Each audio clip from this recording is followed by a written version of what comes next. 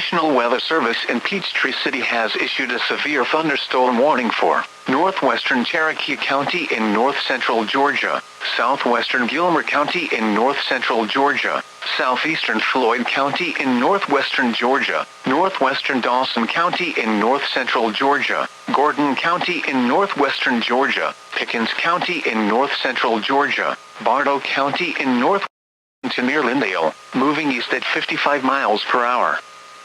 Hazard, 60 miles per hour wind gusts. Source, radar indicated. Impact, expects damage to roofs, siding, and trees.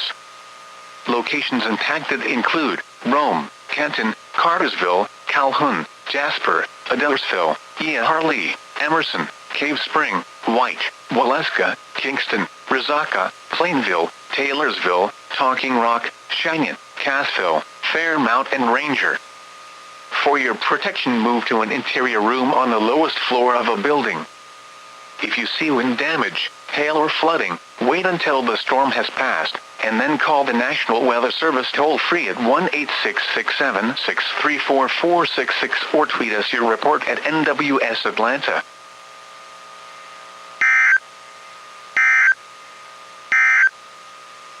At 8 p.m. in